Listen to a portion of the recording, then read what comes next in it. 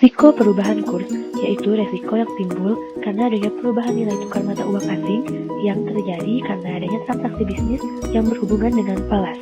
Pada sistem kurs bebas, mata uang menguat disebut apresiasi, melemah disebut depresi.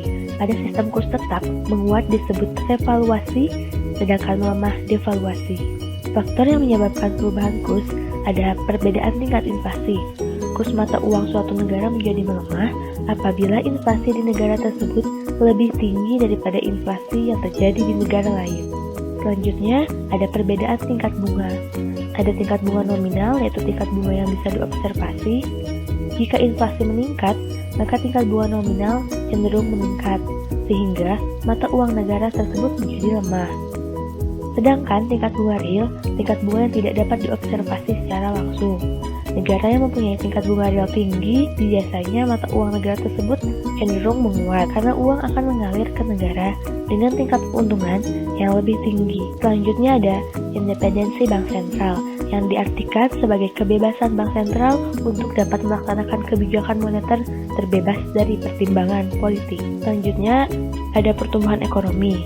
Semakin tinggi pertumbuhan ekonomi akan mempengaruhi mata uang dan meningkatkan nilai uang tersebut. Selanjutnya ada ekspektasi. Pengharapan masa mendatang cukup menentukan nilai suatu sekuritas. Jika pengharapan terhadap suatu mata uang positif, maka mata uang negara tersebut akan menguat dan sebaliknya. Manajemen risiko perubahan kurs. Seperti yang kita tahu, perubahan kurs merupakan salah satu sumber risiko yang dihadapi oleh perusahaan, khususnya perusahaan yang mempunyai operasi luar negeri yang signifikan. Exposure dalam perubahan kurs terdiri dari 3 macam, yaitu exposure transaksi, exposure akuntansi, dan exposure operasi. Manajemen exposure transaksi. Yang pertama yaitu derivatif. Terdapat contoh keadaan seperti ini yang artinya yaitu kontrak atau perjanjian yang nilai atau peluang keuntungannya terkait dengan kinerja aset lain. Yang kedua ada money market hedge. Terdapat contoh keadaan seperti ini yang artinya yaitu membeli mata uang sekarang untuk di-delivery di masa yang akan datang. Contohnya, apabila kurun waktu sekarang mendapat pinjaman sebesar $1 juta, nah maka dikonversikan ke dalam rupiah. Kemudian dalam kurun waktu 3 bulan kemudian, memperoleh $1 juta. Kas tersebut digunakan untuk melunasi utangnya.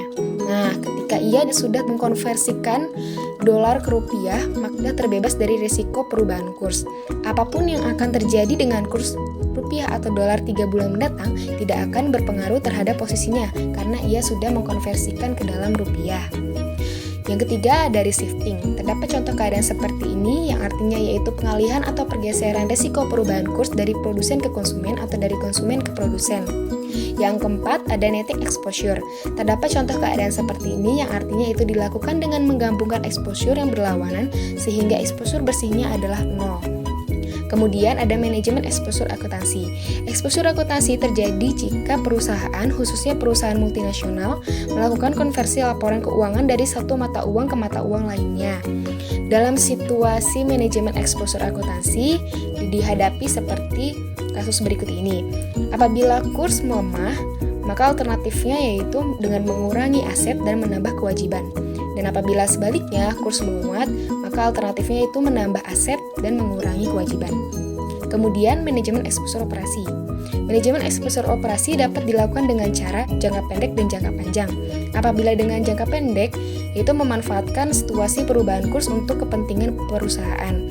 Apabila jangka panjang, maka mengurangi sensitivitas operasi perubahan terhadap perubahan kurs. Salah satu cara yang dapat dilakukan untuk mengurangi risiko adalah dengan melakukan hedging. Hedging merupakan kontrak atau instrumen keuangan yang memungkinkan penggunaannya untuk meminimalkan, menghilangkan, atau paling tidak mengalihkan risiko pasar pada pundak pihak lain. Terdapat beberapa macam produk hedging, di antaranya yaitu kontrak forward balance, yang merupakan perjanjian untuk mengirimkan atau menerima jumlah mata uang tertentu yang dipertukarkan dengan mata uang domestik pada suatu tanggal di masa mendatang. Lalu ada future keuangan, yaitu komitmen untuk membeli atau menyerahkan sejumlah mata uang asing pada suatu tanggal tertentu di masa depan dengan harga yang ditentukan. Dan juga ada opsi mata uang, yaitu memberikan hak kepada pembeli untuk membeli dan menjual suatu mata uang dari pihak penjual berdasarkan harga tertentu pada atau sebelum tanggal kadaluarsa yang telah ditentukan. Dan ada juga swap mata uang, yaitu mencakup pertukaran saat ini dan di masa depan atas dua mata uang yang berbeda berdasarkan kurs yang telah ditentukan sebelumnya. Strategi hedging tidak perlu dilakukan apabila manajemen risiko falas melalui hedging tidak akan menambah nilai perusahaan dan apabila manajemen tidak lebih pintar dari pasar. Namun, hedging perlu dilakukan apabila manajemen risiko falas melalui hedging akan membantu dalam meningkatkan mutu perencanaan dan apabila perusahaan tidak memiliki perencanaan yang akurat atas aliran kasnya. Ada beberapa alasan mengapa importer tidak melakukan hedging, yaitu karena adanya asumsi secara implisit bahwa ada harapan kuat, yaitu kemungkinan pergerakan kurs menuju arah yang merugikan amat kecil. Cara memanage pengaruh fluktuasi nilai tukar adalah dengan melakukan analisa terhadap bagaimana eksposur dapat mempengaruhi arus kas berdasarkan berbagai skenario nilai tukar dan perlu atau tidaknya dilakukan batasan terhadap eksposur dan teknik batasan mana yang dipilih untuk meminimalisir risiko. Bank harus melaksanakan pengendalian risiko nilai tukar agar mampu melindungi nilai keuntungan dalam demonisasi FX dan atau biaya dan kerugian dalam demonisasi FX terhadap pergerakan yang berlawanan dari FX currency rate dan untuk mempertimbangkan prinsip kehati-hatian dan pemilihan strategi lindung nilai yang tepat terhadap penyediaan dana dan transaksi yang mencakup eksposur risiko kredit dalam FX currency, memprioritaskan pembentukan provisi dalam FX currency yang ekuivalen dalam jumlah mata uang domestik.